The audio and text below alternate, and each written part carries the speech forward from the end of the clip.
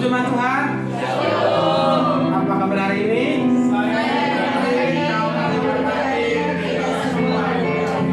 Itu cuma tangannya digerakin dong. Apa kabar hari ini? Kamu diberkati, kita semua. Ya, puji Tuhan. Kita bersatu dalam doa. Terima kasih Tuhan Yesus atas berkat Engkau telah beribadah kami Tuhan Yesus di tempat ini untuk melaksanakan ibadah kami Tuhan. Tuhan Yesus berikan kami keteguhan hati, berikan kami Tuhan kesatuan hati supaya kami bisa memuliakan nama-Mu dengan serius Tuhan Yesus. Tuhan untuk teman-teman kami yang hari ini masih dalam perjalanan Tuhan, berkati Tuhan Yesus supaya tiba di tempat-Mu ini Tuhan dengan selamat, bisa bersama-sama dengan kami beribadah Tuhan Yesus. Tuhan kami serahkan ibadah kami dari awal pertengahan hingga akhir. Tuhan Yesus yang memimpin ibadah kami. Kami mau menyerahkan hati kami buat Tuhan. Terima kasih Tuhan Yesus. Haleluya.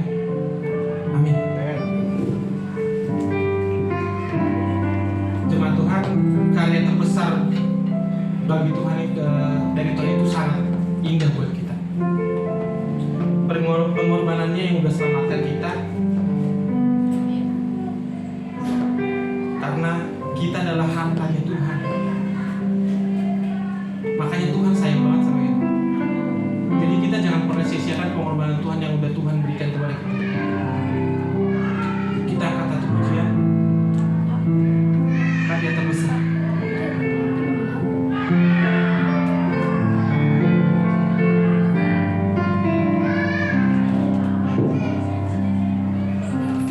Kasih yang terindah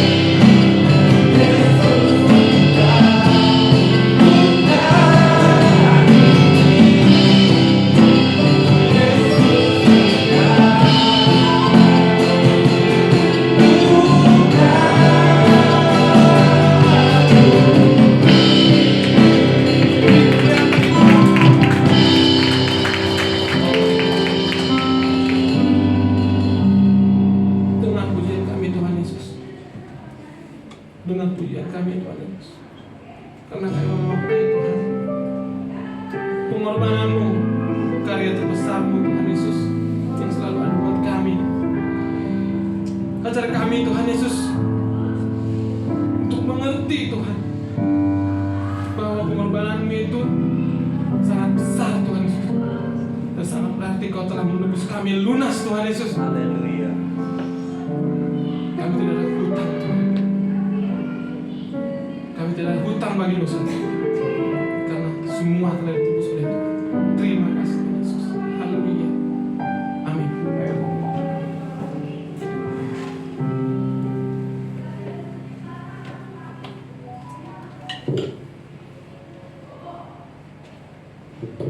Shalom jemaat Tuhan.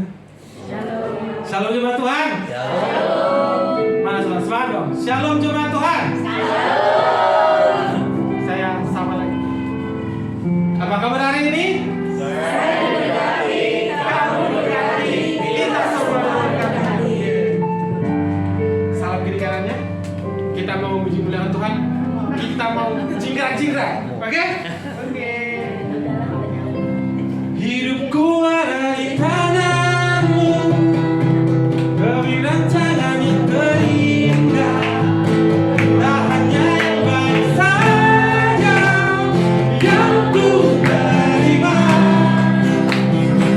walau tubuhku diremukkan, walau jiwaku tergoyahkan, dan ku takkan tergantikan.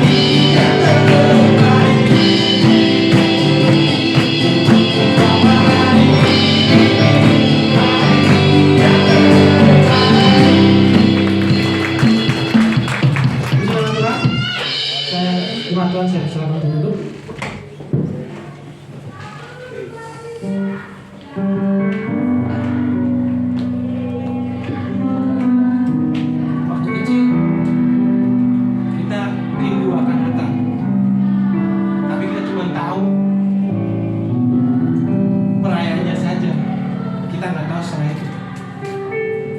Tuhan Yesus telah mati di kayu salib untuk menebus dosa-dosa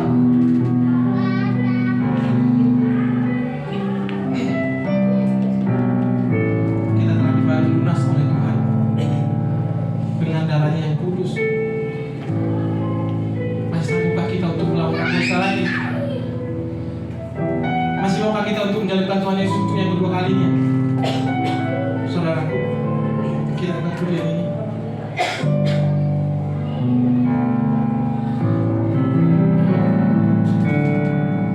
Waktu kecil kita merindukan apa hadiah yang besar dan menawan, namun tak menyadari seorang baik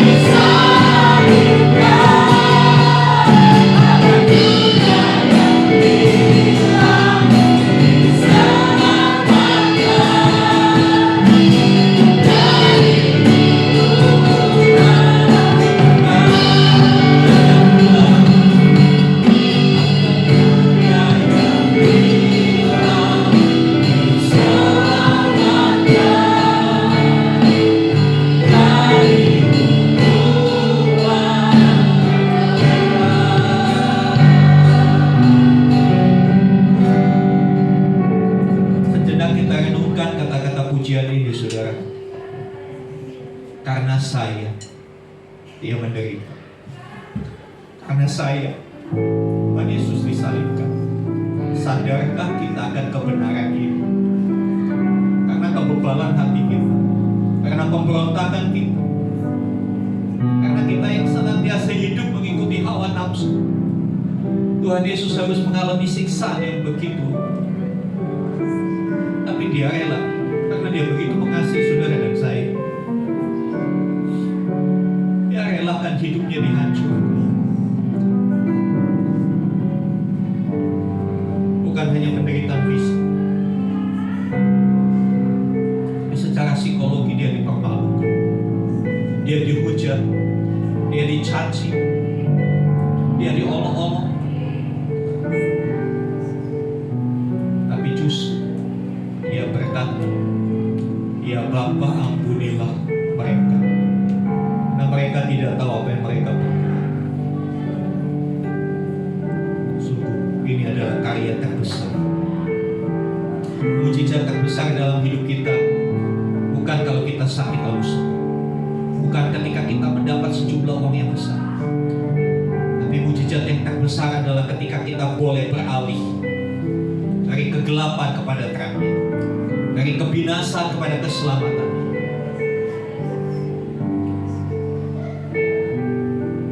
Mari kita bersyukur apa yang sudah Tuhan Yesus lakukan bagi hidup kita. Terima kasih Tuhan untuk apa yang Tuhan Yesus sudah lakukan bagi hidup kami. Ya, karena kami Kau harus menderita, karena kami Kau harus disiksa demikian rupa. Kayu salib itu menjadi satu peringatan bagi kami bahwa sesungguhnya kami yang seharusnya ada di kayu salib itu, tetapi Tuhan Yesus mau menggantikan kami, menggantikan hukuman hidup bagi kami. Terima kasih Tuhan, karena Kaulah juru selamat kami satu-satunya. Biar kami boleh menyadari betapa besar kasih karunia-Mu dalam hidup kami, sehingga kami tidak menyia-nyiakan kasih karunia-Mu yang besar. Hormati pengorbanan. Kami mengerjakan keselamatan yang Tuhan beri dalam kehidupan kami, melalui kehidupan kami hari demi hari yang seturut kebenaran. Terima kasih.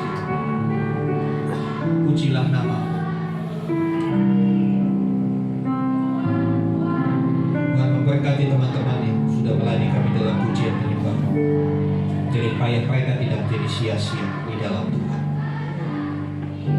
Berikan mereka kemampuan lebih maksimal lagi dalam mengerjakan pelayanan, bukan hanya dengan skill, bukan hanya dengan keahlian, tapi dengan hati mereka yang benar.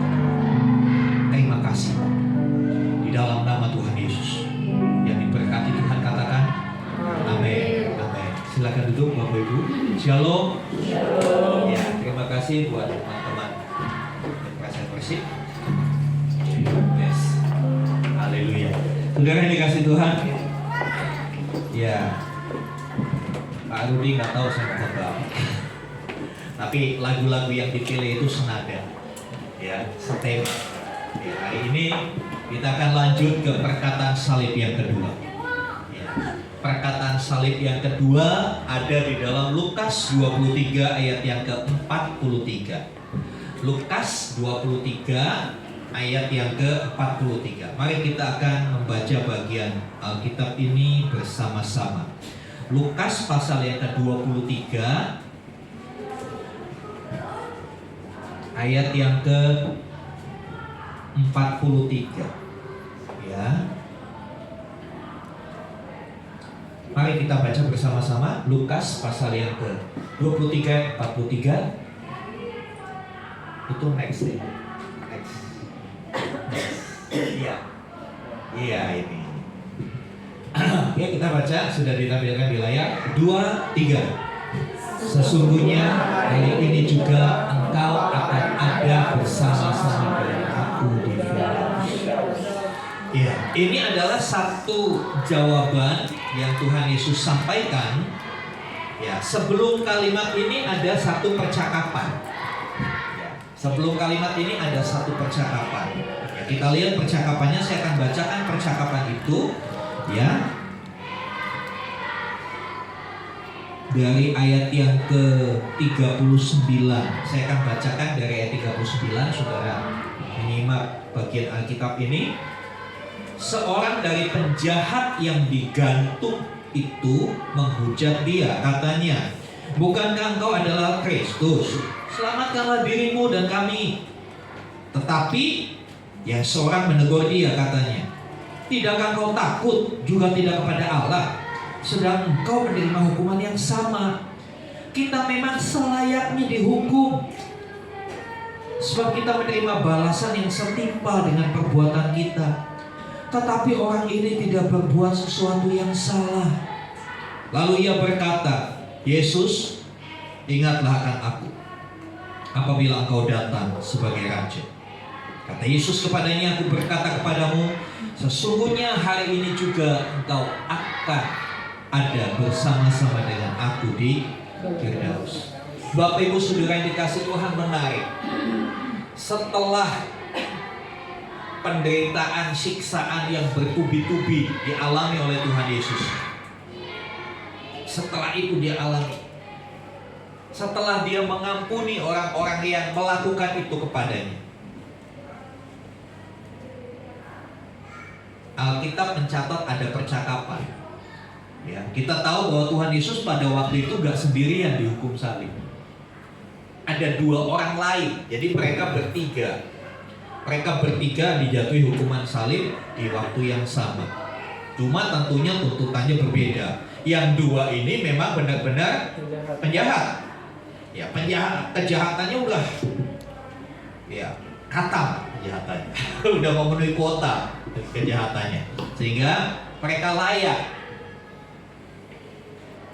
menerima hukuman salib itu. Tetapi berbeda dengan Kristus. Kita tahu, ya, penyaliban Kristus diawali dari ketidaksukaan orang-orang Farisi, ahli-ahli Taurat, akan pribadi Yesus yang mereka tahu hanya anak tukang kayu, tapi kok tiba-tiba punya banyak pengikut. Ya, yang tadinya pengikut ahli-ahli Taurat pindah semua ke pengikut Tuhan Yesus. Mereka marah, mereka iri hati. Dan kemarahan itu memuncak karena mereka tidak mengerti setiap perkataan yang Tuhan Yesus katakan. Kok ini beda dengan yang kami ngerti? Sampai itu memuncak pada satu titik mereka menangkap dan menghadapkan Tuhan Yesus ke pengadilan pada waktu itu. Nah, saudara dikasih Tuhan, di atas kayu salib, di atas bukit Golgota atau bukit Kalvari, ya, 3 orang meregang nyawa. Satu Tuhan Yesus, yang kedua 2 penjahat. Ada percakapan di antara ketiganya, percakapan segitiga. Ya. Di atas kayu salib, ketika darah sudah mulai mau habis, di sisa-sisa kekuatan, seorang penjahat berkata, "Bukankah engkau Kristus?" Ya, maksudnya Kristus itu Kristus dalam bahasa Yunani, pengertian mereka Kristus itu artinya juru selamat. Bukankah kamu juru selamat? Bukalah, ya kan? Seperti itu, ya. Bukankah engkau adalah Kristus? Selamatkanlah dirimu dan selamatkan kami juga. Katanya kamu juru selamat. Ya, kamu harus bisa selamatkan dirimu dari salib ini dan selamatkan kami juga. Nah, ini orang ini kan kalau dilihat dari kata-katanya saya juga jengkel gitu. Dia minta dia ngeledek sambil minta tolong gitu kan. Dia pertama kan ngeledek, iya kan? Pertama menghujat, katanya kau juru selamat, selamatkan dirimu, tapi kami juga ya. Nah, itu kan terakhir ekornya kan minta tolong, iya kan? Lah banyak orang kan begitu, nggak percaya sama Tuhan, ya, nggak percaya kepada firman-Nya, tapi begitu ada masalah teriaknya sama Tuhan juga. Benar apa betul, saudara? Betul. Ya. Suruh beribadah nggak mau, tapi begitu susah sakit, Tuhan tolong, Tuhan tolong. Saudara yang dikasih Tuhan, betul saya baca ini berulang-ulang, saya renungkan bagian Alkitab ini, itu seperti saya tertenggelam. Iya. Tanpa sadar kita kadang-kala berlaku seperti ini. Kita menghujat Tuhan, kita nggak percaya. Tapi begitu kita susah, kita datang juga sama Tuhan. Nah, ini kan orang nggak fair begini ya, saudara. Orang nggak fair. Saudara yang dikasih Tuhan. Selanjutnya, percakapan itu nggak cuma orang itu dan Tuhan Yesus. Tuhan Yesus nggak langsung menanggapi percakapan itu, pertanyaan itu, ejekan itu. Tetapi penjahat yang sebelahnya, ya, penjahat yang sebelahnya jawab, ya. Tetapi yang seorang menegur dia, katanya, tidakkah kau takut juga tidak kepada Allah, sedang kamu menerima hukuman yang sama? Ada apa? Penjahat yang satu bilang, kamu nggak takut ya? Yang kata, kamu sadar diri dong. Kita ini sama-sama dihukum, hukuman kita itu sama. Kok kamu bisa-bisanya ngomong begitu? Terus penjahat ini, temannya yang menegur bilang, kita ini sudah selayaknya.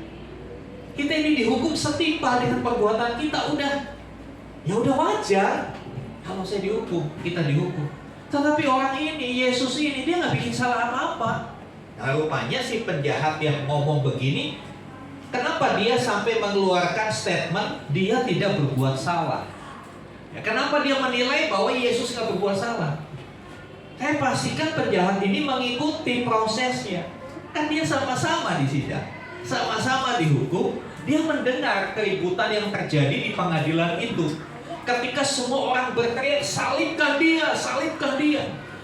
Ketika Pontius Pilatus berkata, aku gak mendapati kesalahan apapun, ini masalah kepercayaan kalian. Ini gak ada hukum yang dilanggar dalam tata pemerintahan Romawi. Mereka orang yang sangat detail untuk masalah hukum. Pontius Pilatus, nanti saudara baca kisah kita itu, dia bilang, aku gak mendapati kesalahan apapun sama orang ini. Ini masalah kepercayaan kamu. Udahlah, bebaskan saja. Aku akan hukum dia, pukul, habis itu bebaskan. Mereka bilang, salibkan dia. Nah, penjahat ini yang negur kawannya, dia ngerti pengadilan gak menemukan kesalahan, tapi kok dihukum.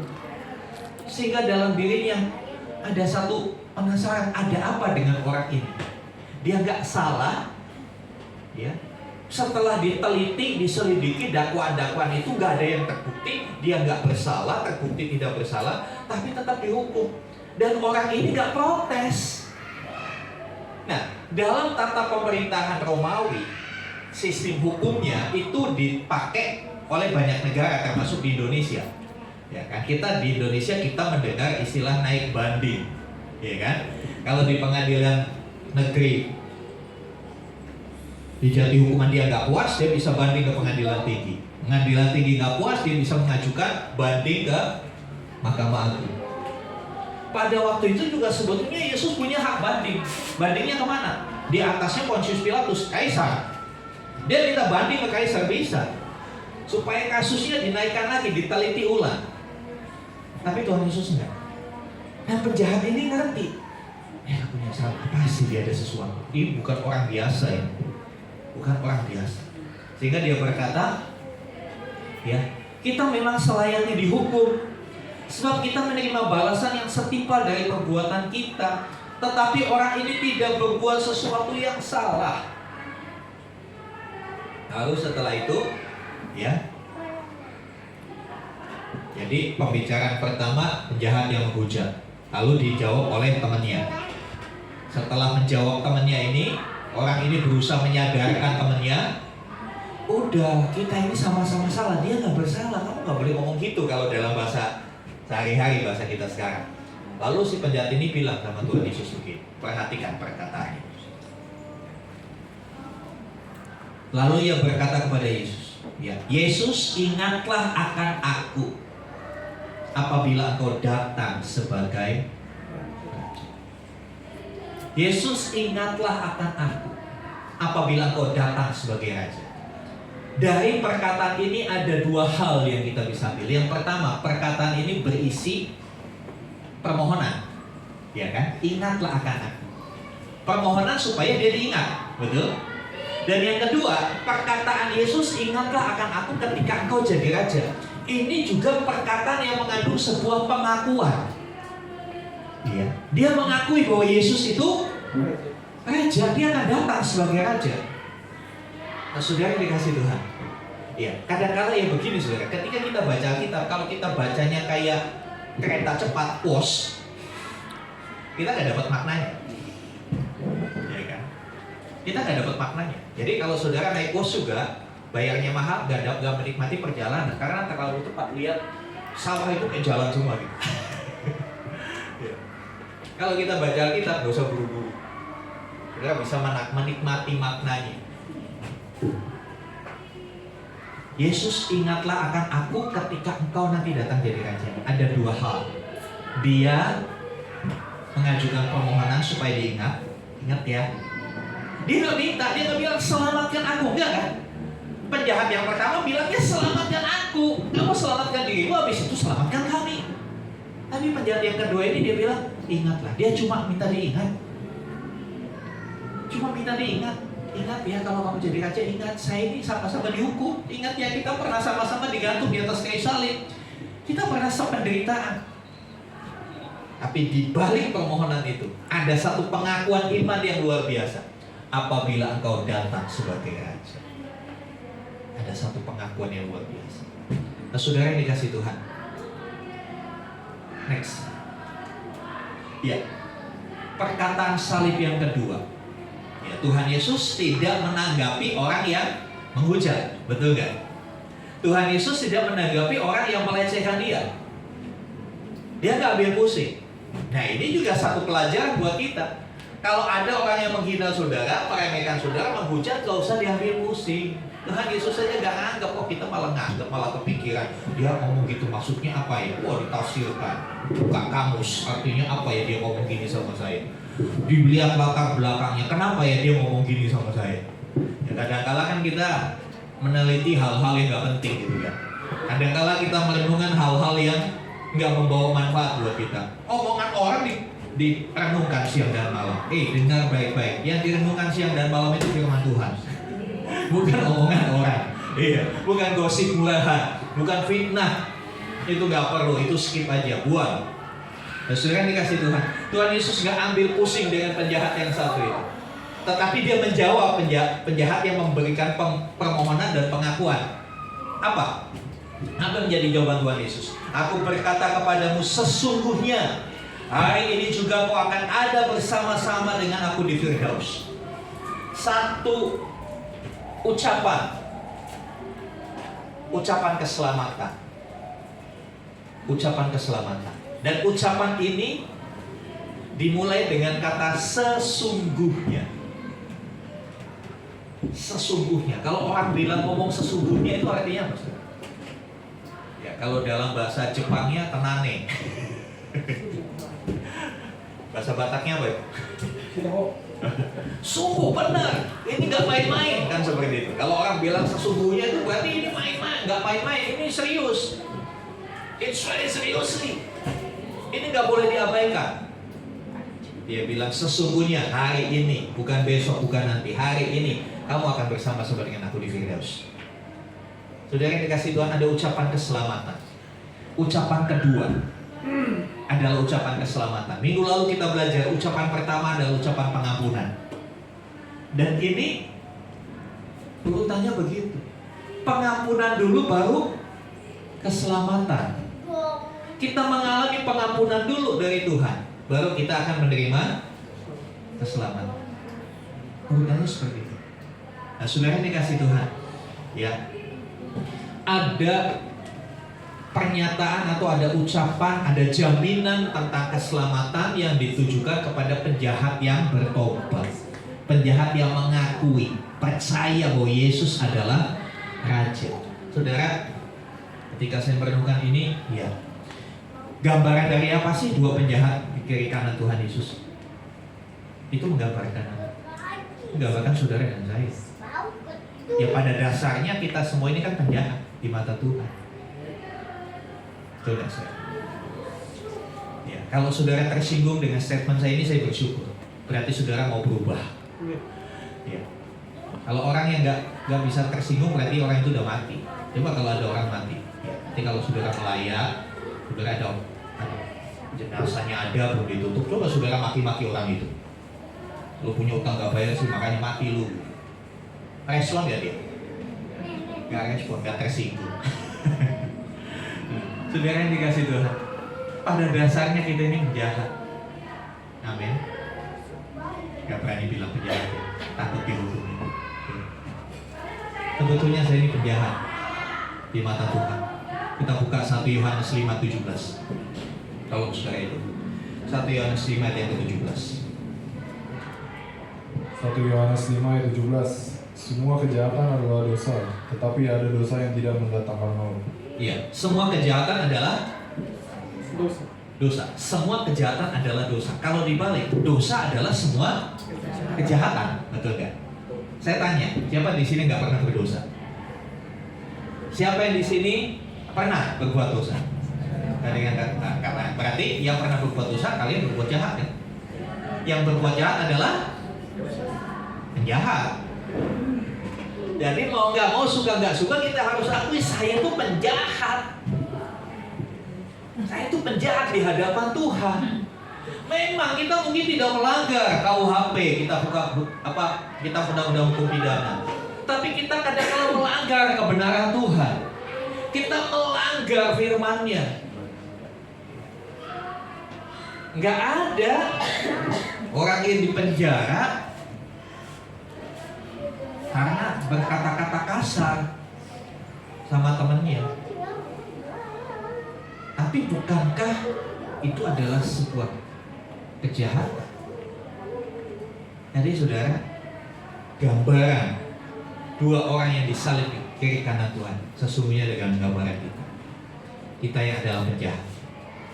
Mari kita kembali memperhatikan apa yang dikatakan oleh penjahat yang negur temannya itu. Kita memang sudah sepatutnya dihukum. Ya, dikatakan ya. Kita memang selayaknya dihukum setimpal dengan perbuatan kita. Biar ini menjadi satu peringatan buat kita. Karena kita jahat, kita sudah selayaknya dihukum. Saudara yang dikasih Tuhan, tapi ada tetapi atau namun next. Ya.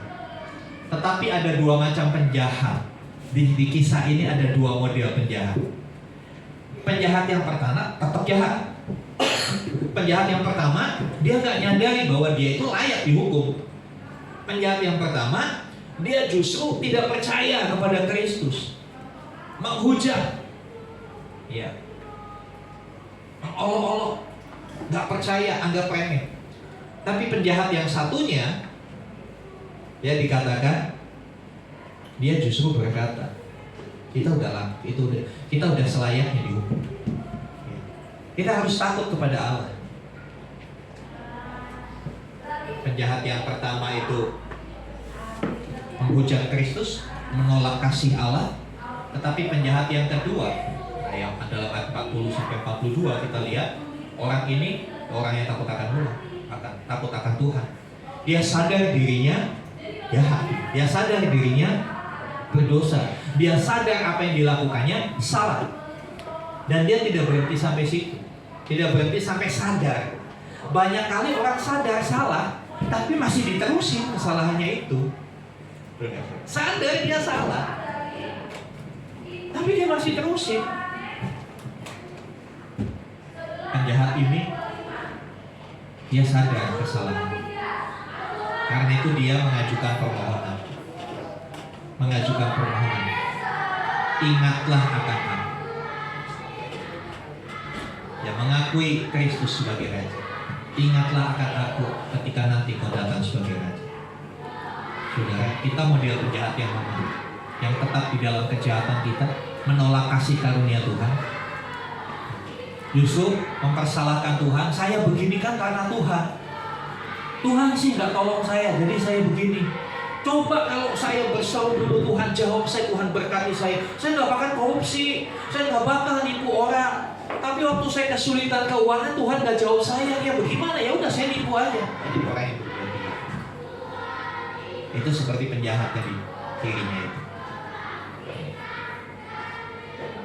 Tapi mari kita menjadi penjahat yang sadar, penjahat yang bertobat. Dia mengakui dirinya jahat. Dia mengakui konsekuensi dari kejahatan itu pasti ada. Tapi dia tidak berhenti sampai titik kesadaran itu. Ya. Dia datang dengan sebuah pengakuan dan permohonan kepada Kristus. Ingat akan aku ya, kalau mau jadi raja. Sebetulnya kata-kata ingat itu, oh ya saya ingat kamu, pasti ada maksud lain, bukan hanya sekedar ingat. Ada satu permohonan untuk diselamatkan, permohonan untuk ditolong. Bagaimana sikap kita Bapak Ibu? Tadi yang pertama kita sadar, kita semua penjahat. Kita semua penjahat. Bilang maksudnya, kamu juga penjahat. Kita semua penjahat.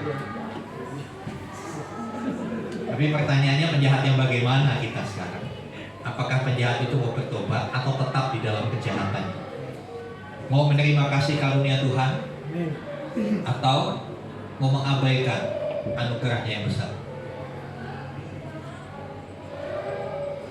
Saudara yang dikasih Tuhan, kadang-kadang kita nggak terima ketika kita menghadapi sesuatu yang buruk. Ujian tadi itu, saya berharap kita bukan cuma sekedar pintar nyanyi, hafal kata-katanya. Pak, saya buru-buru hafal, Pak, masih lihat contekan, Pak. Masih lihat slide. Iya. Setidaknya kata-kata lagu itu luar biasa, ya kan? Dia bilang apa? Ku terima semua. Walaupun tubuh dihancurkan, walaupun jiwa itu bicara masalah perasaan, walaupun jiwa saya dikoyakkan, disakiti orang, ku mau tetap bersyukur katanya. Ku mau bersyukur, senantiasa bersyukur. Bisa enggak? Atau hanya sekedar kata-kata dalam lagu? Jujur ini nggak gampang ya saudara, nggak gampang. Makanya kita mau belajar bersama. Ya, di Komsel itu adalah tempat kita belajar bersama, mengerti, memahami firman dan belajar bersama untuk melakukan firman itu. Next, saudara yang dikasih Tuhan, selanjutnya kita akan lihat. Ucapan ini membuktikan bahwa Yesus adalah juru selamat. Hari ini juga aku berkata kepadamu, sesungguhnya hari ini juga engkau akan ada bersama-sama dengan aku di Firdaus. Ini ucapan keselamatan. Tuhan Yesus memberikan satu jaminan sesungguhnya. Ini sungguh-sungguh, ini serius. Kamu hari ini juga, bukan nanti. Kamu bersama-sama dengan aku di Firdaus. Nanti kita akan lihat, Firdaus itu gambaran bagi surga. Jadi Tuhan Yesus itu juru selamat, bukan guru selamat. Apa bedanya juru selamat dengan guru selamat, saudara? Kalau guru selamat, tokoh-tokoh agama lain itu guru selamat, guru untuk mengajarkan keselamatan. Saya tidak mau sebut agamanya apa, tapi ada agama tertentu yang mengatakan, nih kalau kamu mau masuk surga, lakukan yang baik, perbanyak amal, perbanyak sedekah. Nanti ditimbang mana yang jahat, mana yang baik ditimbang. Kalau jomplangnya di yang jahat ya kamu masuk neraka. Kalau beratnya di yang baik kamu masuk surga. Dia ngajarin begitu, itu namanya guru selamat, hanya mengajarkan. Dia bisa menyelamatkan enggak? Enggak. Belum sampai sekarang pengikutnya masih doain kok. Pengikutnya kan masih doain supaya bagindanya mendapat tempat. Mereka guru selamat, tapi Yesus Kristus Tuhan kita adalah juru selamat. Artinya juru itu apa? Yang melakukan keselamatan itu, yang mengerjakan keselamatan itu bagi saudara dan saya. Bukan cuma omong doang, bukan cuma omong, tapi dia melakukan itu dengan hidupnya. Yang dia merentangkan tangan di atas kayu salib, dia menyelamatkan saudara dan saya. Tergantung sikap kita. Kalau kita punya sikap seperti penjahat yang di kanan itu, Tuhan ingat akan aku ini. Kalau kau jadi raja, ingat. Tuhan Yesus bukan menjawab, ya pasti saya ingat, pasti udah dicatat kok. Kalau ada orang yang ngingetin kita kan, udah tenang, saya udah catat kok di handphone, saya udah catat. Tuhan Yesus ketika diminta ingat akan aku ketika kau jadi raja, Tuhan Yesus bilang iya saya catat. Nggak bilang gitu. Itu kalau bilang iya saya catat itu biasanya hanya basa-basi. Tapi Tuhan Yesus memberikan sesuatu yang lebih. Dia bukan hanya mengingat, tapi dia bilang, kamu akan bersama-sama dengan aku di Firdaus. Bukan cuma diingat, tapi diajak untuk tinggal bersama, diajak untuk hidup bersama. Luar biasa, saudara. Ya. Kemudian sesungguhnya hari ini, saya kasih tebal di situ. Hari ini juga. Kalau ada orang bilang hari ini juga, nggak mungkin meleset kan? Hari ini juga. Hari ini juga. Ini menunjukkan waktu. Kapan keselamatan itu menjadi nyata? Kapan? Hari Ya, pada hari kematian. Keselamatan itu nyata pada hari kematian. Kalau lagi hidup, masih maybe. Kenapa? Ya, saudara masih di dunia kok. Ya, saudara masih di dunia. Hari ini saudara masih di gereja. Besok, saya sih tidak berharap saudara pergi ke tempat yang gak benar. Tapi segala sesuatu itu mungkin. Manusia itu gampang banget berubah. Manusia itu gampang banget berubah. Yang tadinya baik bisa jadi jahat. Yang jahat jadi baik, yang baik pun bisa jadi jahat. Siapa yang kasih jaminan bahwa hidupmu akan terus di dalam kebenaran? Maunya begitu, ya kan? Maunya begitu, tapi kadang-kala, aduh Pak, iya Pak, saya lalai Pak. Saya lalai. Gara-gara saya jadi Pak Toyib, jarang pulang, kecantol sama pegawai warteg di sana. Untungnya warteg di sini laki-laki semua ya, bapak-bapak. Jadi ibu-ibu aman kalau bapak-bapaknya ke warteg, itu banyak laki-lakinya di situ. Jadi saudara yang dikasih Tuhan, keselamatan itu pada hari ini, bukan nanti, bukan insya Allah, bukan mudah-mudahan, tapi pada hari ini sesungguhnya. Katakan sesungguhnya. Sesungguhnya. Jadi nggak main-main, bukan mudah-mudahan. Keselamatan itu pada hari ini. Sekarang kita berproses untuk keselamatan itu. Apa artinya? Keselamatan itu sifatnya on progress. Saya sudah diselamatkan, saya sedang diselamatkan, dan saya akan diselamatkan. Sekarang dan yang akan datang. Saya sudah diselamatkan dari apa? Dari dosa-dosa saya masa lalu. Amin. Ketika kita mengaku dosa, Dia akan mengampuni kita. Amin. Tapi dengan catatan, kamu juga harus mengampuni orang yang bersalah kepada kamu, kan gitu. Saya sedang diselamatkan, saya sudah diselamatkan, itu artinya dosa-dosa saya masa lalu sudah diampuni. Tapi apakah karena kita dosa-dosa kita yang lalu sudah diampuni, sekarang saya nggak bisa berbuat dosa? Bisa nggak? Bisa. Yang lalu bisa berbuat dosa, sekarang juga bisa. Pilihan di tangan Anda, mau berbuat dosa atau mau berhenti dari dosa. Yang Tuhan ampuni itu yang di masa lalu, yang sudah kita lakukan diampuni. Kalau hari ini kamu berbuat dosa lagi, ya minta ampun lagi, balik lagi ke setelan awal, balik lagi dari awal, kan seperti itu, saudara. Saya sudah diselamatkan karena dosa saya yang lalu sudah diampuni Tuhan Yesus. Saya sedang diselamatkan. Apa artinya sedang diselamatkan? Saya on progress supaya tidak hidup dalam dosa. Saya sedang berjuang. Saya sedang berusaha dengan sungguh-sungguh untuk tidak berbuat dosa lagi. Kan gak gampang ini, saudara, betul kan? Selama kita masih ada di dalam tubuh ini, gak gampang untuk tidak berbuat dosa. Gak gampang untuk gak marah. Gak gampang. Yang bekerja di jalanan, gak gampang untuk kita berkata hehehe ketika mobil kita dipotong misalnya begitu. Apa respon pertama kita yang keluar? Bangsat. Yang dengar siapa? Ya sebelahmu yang dengar.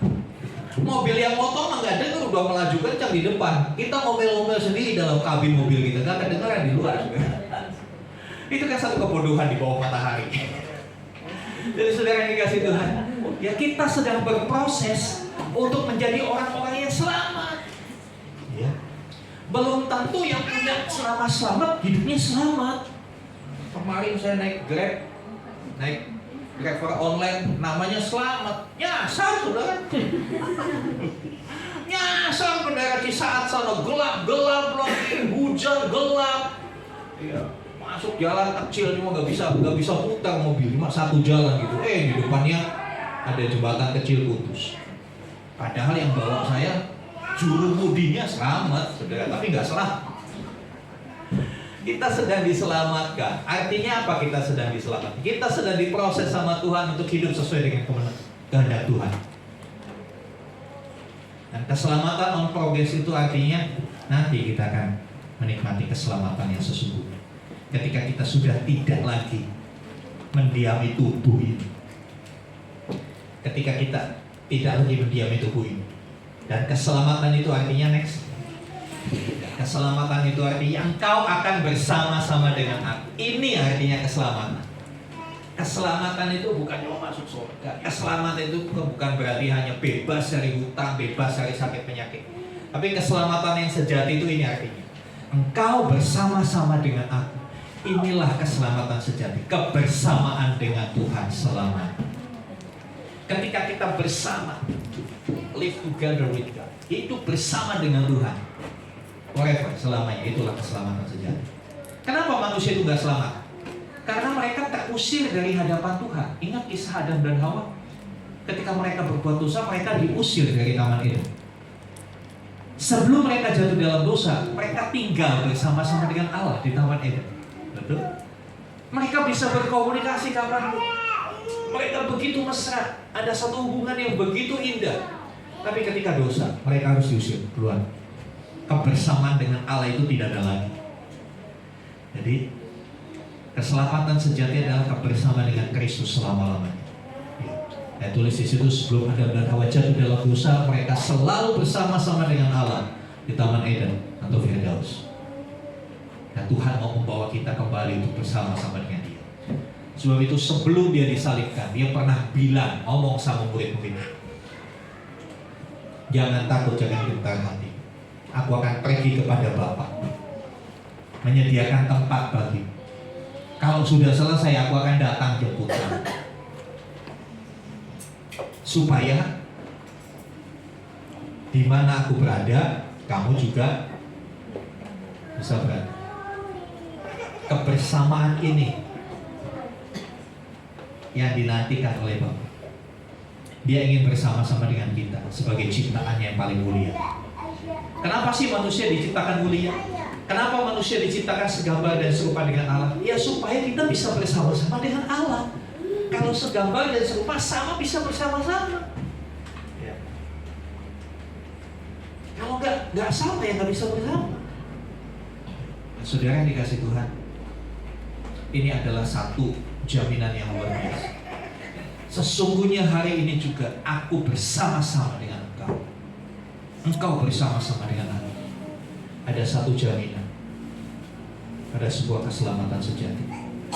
Ya memang kita sekarang progres. Kita sedang dalam proses diselamatkan. Kenapa? Kebersamaan dengan Allah tentunya tidak membuka ruang untuk dosa, ya kan? Tinggal bersama-sama dengan Kristus itu tidak ada celah buat dosa. Nah makanya kita dilatih untuk tidak lagi berbuat dosa, tidak menyukai dosa, supaya kita bisa bersama-sama. Ingat, kita terpisah dari kebersamaan itu karena ada dosa. Yesaya 59, yang menjadi pemisah antara kamu dan Allahmu adalah segala dosamu. Yang membuat dia tidak mendengar kita adalah segala kejahatan kita. Dan jurang pemisah itu sekarang terhubung dengan salib Kristus, dengan tangan yang direntangkan. Satu sisi manusia yang berdosa, di sisi lain sisi Allah yang tidak berdosa. Manusia yang berdosa dihubungkan dengan Allah yang suci melalui karya Kristus di kayu salib. Luar biasa. Next, dikatakan selanjutnya, hari ini juga kamu bersama-sama dengan aku di Firdaus. Apa itu Firdaus? Ya, Firdaus adalah kata Yunani yang berasal dari bahasa Persia yang berarti taman, kebun. Jadi raja-raja pada waktu itu selalu di belakang istananya punya kebun, punya taman yang indah untuk dia bersantai, untuk dia menikmati hidup. Ketika dia berada di singgasana, dia memberikan keputusan, mengadili masalah, ya kan, merencanakan sesuatu. Tapi ada kalanya raja itu harus turun dari tahta, dia duduk di kebun, duduk di Firdaus. Firdaus adalah tempat yang nyaman, tempat di mana seorang raja bisa meletakkan segala kepenatannya, berhenti dari semua aktivitasnya, dan hanya menikmati. Itu gambaran Firdaus dari arti katanya. Dalam perjanjian lama, kata ini digunakan dalam Yesaya 28:13, Yesaya 31 ayat 8, Taman Eden. Firdaus itu juga disebut Taman Eden atau disebut juga Taman Allah.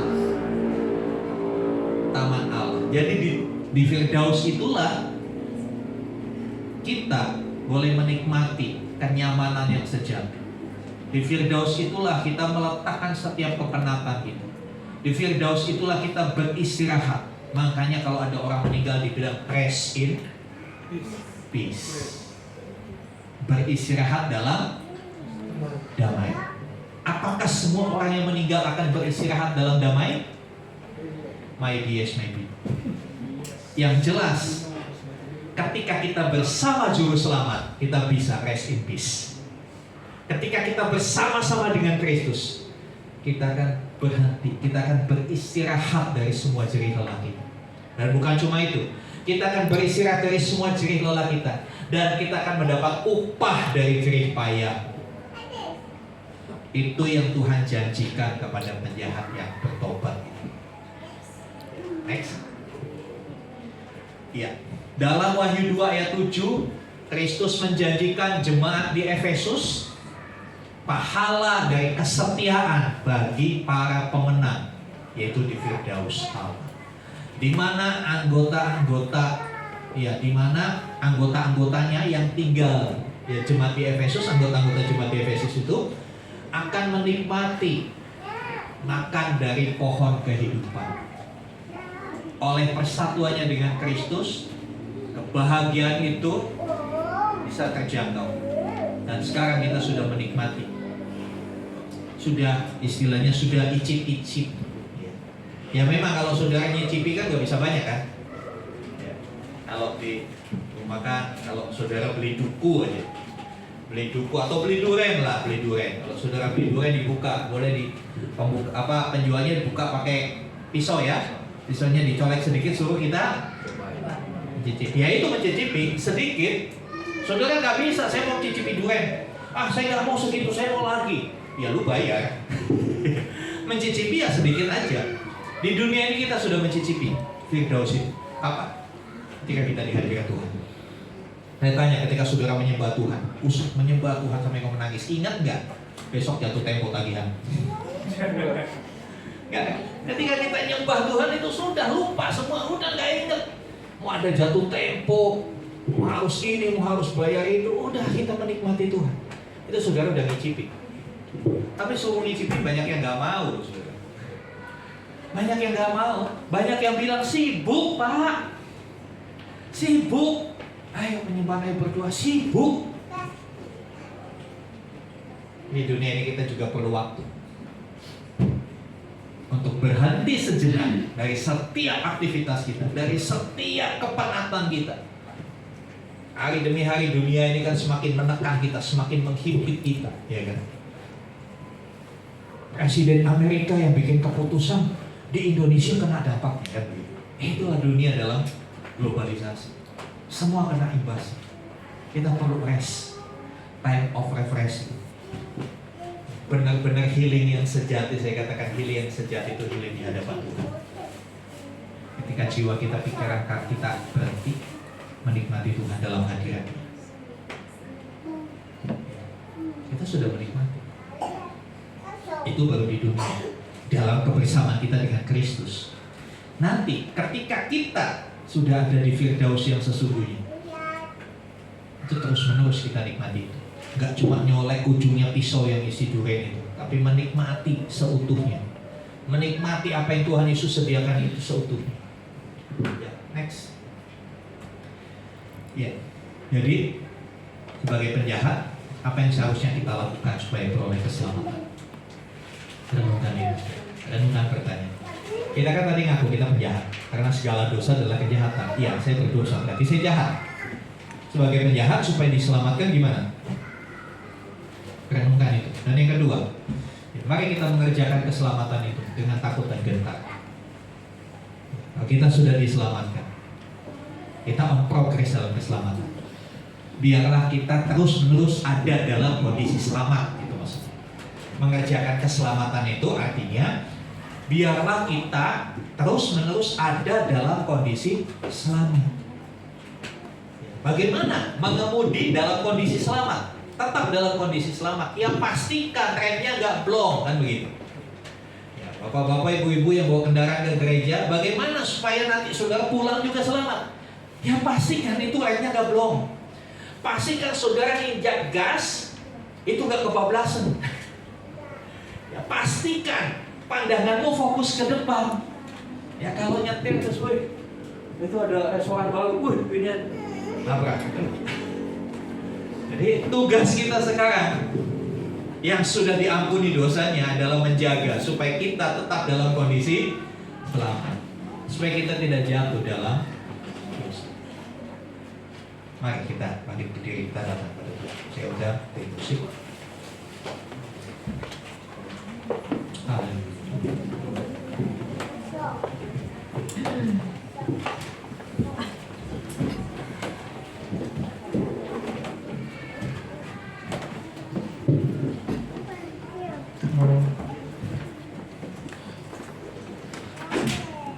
Kita akan naikkan satu pujian, walau ku harus berjalan.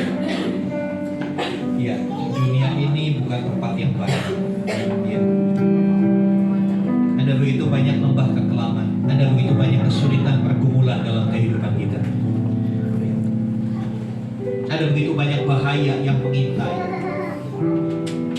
Akhir zaman adalah masa-masa yang sulit, masa-masa yang penuh bahaya. Ya, bahaya pandemi sudah lewat, tapi bukan berarti dunia kita itu bebas dari sakit penyakit. Ada begitu banyak sakit penyakit. Bahaya ekonomi mengancam di depan mata. Belum bahaya-bahaya yang lain. Kita perlu perlindungan Tuhan. Kita perlu seorang yang bisa menyelamatkan kita. Kita perlu juru selamat, bukan guru selamat. Kalau guru cuma bisa ngomong doang, tapi dia nggak bisa lakukan apa-apa. Tapi kalau juru selamat, dia yang benar-benar menyelamatkan kita. Mari naikkan pujian ini. Walau ku harus berjalan dalam lembah kekelaman.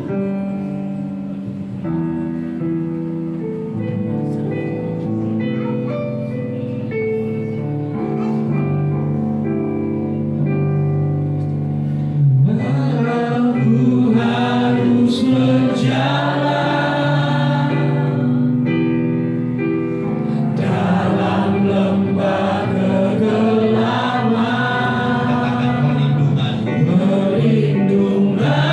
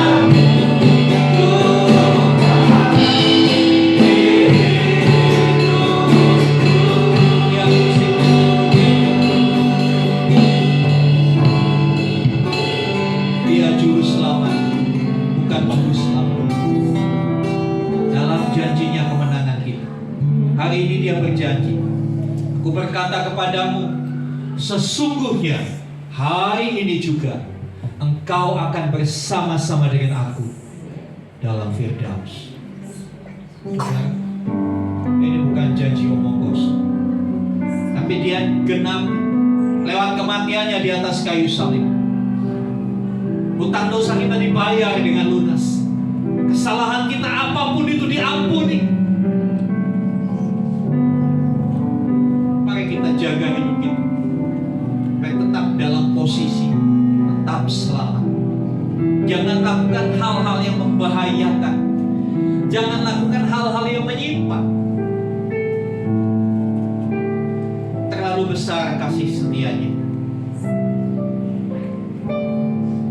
Kesetiaannya bagi hidup setiap kita dibuktikan lewat kematian. Suami atau istrimu belum tentu mau mati buat kamu, tapi Tuhan Yesus mau mati buat kamu.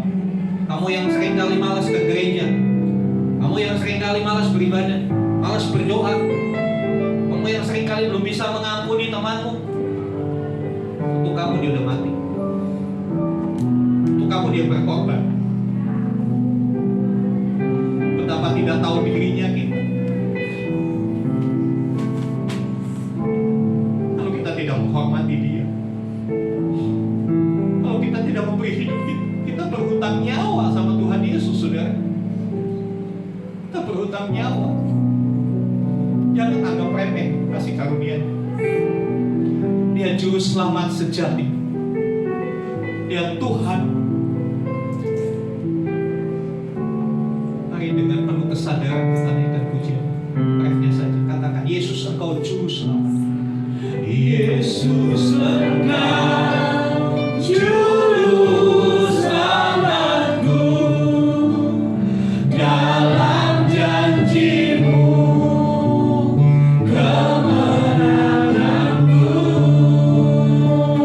selamanya kan ku nyatakan besar setiamu Tuhan di hidupku.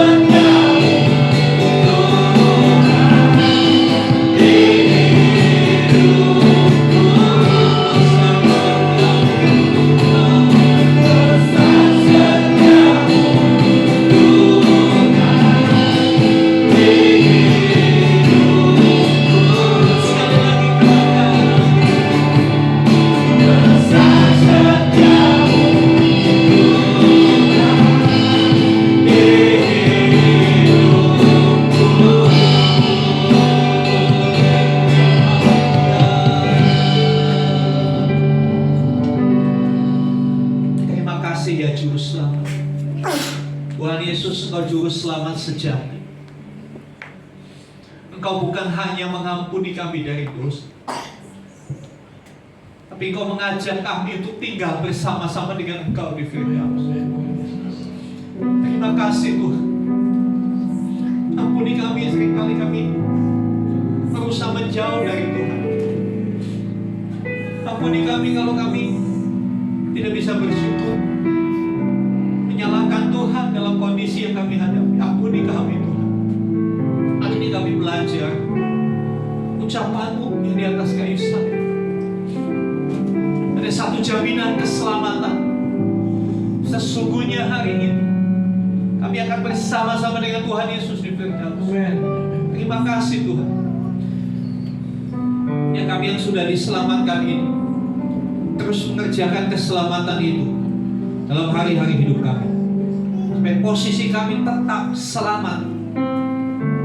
Itu berarti kami tidak lagi bersinggungan dengan dosa. Terima kasih Tuhan. Roh Kudus mampukan kami. Ini seringkali gagal, seringkali lupa. Roh Kudus ingatkan kami, paksa kami untuk kami hidup sesuai kebenaran. Nah, dengan kebenaran itu, dengan kekudusan itu, kami boleh tinggal bersama-sama dengan Tuhan Yesus yang Maha Kudus. Terima kasih buat kebenaran-Mu ya Tuhan. Hanya kemerdekaan sejak melalui keselamatan yang Tuhan berikan nyata dalam hidup setiap kami. Terpujilah nama-Mu Tuhan. Di dalam nama Tuhan Yesus kami berdoa. Amin. Amin. Silakan duduk. Mari kita bersatu di dalam doa. Tuhan Yesus, Tuhan kami yang baik, terima kasih Tuhan atas berkat, karunia, serta hari-hari yang telah kami lalui Tuhan. Hingga saat ini kami masih diberi kesehatan dan masih diberi umur panjang Tuhan. Tuhan, mungkin ini ada sedikit persembahan kami yang kami berikan Tuhan. Terimalah dengan senang hati-Mu Bapa. Tuhan, sebentar lagi kami mau pulang. Tolong pimpin setiap langkah kami Tuhan dari awal sampai akhir Tuhan. Terima kasih Tuhan, di dalam nama anak-Mu yang kudus kami berdoa dan mengucap syukur. Haleluya. Amin. Amin. Mari kita bersatu hati dalam doa. Bapa yang baik, kami mengucap syukur Bapa atas keselamatan yang sudah Engkau berikan kepada kami. Engkau mengutus anak Tuhan Yesus Kristus untuk menebus dosa-dosa kami. Bapa, kini kami tiba saatnya Bapa untuk berjalan bergandengan bersama-sama-Mu dan setia untuk dalam pelayanan-Mu Bapa. Bapa, pagi hari ini kami Bapa terberkati oleh firman-Mu, di mana firman-Mu sudah kami dengarkan melalui hamba-Mu Bapa. Berkati juga hamba-Mu Bapa yang sudah menyampaikan kebenaran firman-Mu, agar firman-Mu Bapa terberkati kepada kami semua jemaat yang ada di sini Bapa. Bapa yang baik, berkati negara kami ini Bapa. Jauhkan kami Bapa dari segala bencana-bencana di dunia ini Bapa. Dan kami Bapa terhindar dari dan masa-masa yang kecelakaan Bapa. Bapa yang baik, ampuni juga Bapa segala dosa dan pelanggaran yang kami perbuat secara sengaja dan tidak sengaja, agar semua firman-Mu tidak terhalang datang kepada kami. Bapa yang baik, berkati Bapa pemimpin negara kami ini, Presiden dan Wakil Presiden bersama TNI dan Polri Bapa. Begitu juga dengan RT RW di tempat ini Bapa. Kami mengucap syukur Bapa atasnya kami dapat beribadah di tempat ini Bapa, lebih mengenal Kristus lagi Bapa. Begitu juga dengan pemilik ruko ini Bapa. Kami sudah diberikan beribadah di tempat ini dan diizinkannya Bapa. Dalam nanti juga kami Bapa akan mendapatkan tempat ibadah yang berpanen dari kuasa-Mu Bapa. Bapa yang baik, berkati setiap jemaat-Mu Bapa yang hadir ini Bapa. Apapun Bapa keluh kesah kami Bapa dalam hari-hari yang kami lalui yang kami datang Bapa, kami percaya dan yakin di dalam nama Tuhan Yesus Kristus Engkau cukupkan Bapa. Yang sakit Engkau sembuhkan Bapa, yang sedang bekerja Engkau berikan kekuatan Bapa. Berikan ketuk pintu hati kami Bapa, agar kami selalu mengingat Bapa pengorbanan Yesus Kristus di atas kayu salib Bapa. Bapa yang baik, bentar lagi kami akan pulang dan meninggalkan tempat ini Bapa. Dan perjalanan kami akan merenungi Bapa firman-Mu yang sudah kami dengar tadi Bapa. Engkau tuntun perjalanan kami ke rumah kami masing-masing, agar kami terjauh dari segala musibah Bapa. Bapa yang baik, berkati juga anak-anak kami Bapa yang lagi bersekolah Bapa. Dalam persekolahannya Bapa, Engkau berikan mereka kepintaran Bapa, kecerdasan, dan mereka menjadi takut akan Tuhan Bapa. Bapa yang baik, banyak kerinduan kami yang harus kami curahkan kepadamu Bapa di dalam kehidupan kami ini. Bapa, sebentar lagi kami akan pulang, kami rindu membawa berkat daripada hamba-Mu. Mari buka hatimu saudara, angkat tanganmu dan sekarang terimalah rahmat anugerah dari Bapa di surga. di dalam kasih sayang pengorbanan Tuhan Yesus Kristus, bersama-sama dengan persekutuan pengurapan Roh Kudus. Terimalah berkat-berkat jasmani, terlebih lagi berkat rohani. Jadilah berkat dimanapun Tuhan menempatkan engkau. Muliakanlah Tuhan melalui hidup. Karena itu pergilah, jadikanlah semua bangsa murid. Baptislah mereka dalam nama Bapa, Anak, dan Roh Kudus. Ajarlah mereka melakukan segala sesuatu yang telah kuperintahkan kepadamu. Dan ketahuilah Tuhan Yesus akan datang kembali, menjemput kita, membawa kita ke tempat yang telah Dia sediakan, supaya di mana Dia berada, di situ pun kita boleh berada. Kami terima berkat-Mu ya Bapa, di dalam nama Tuhan Yesus Kristus. Haleluya, haleluya. Amin.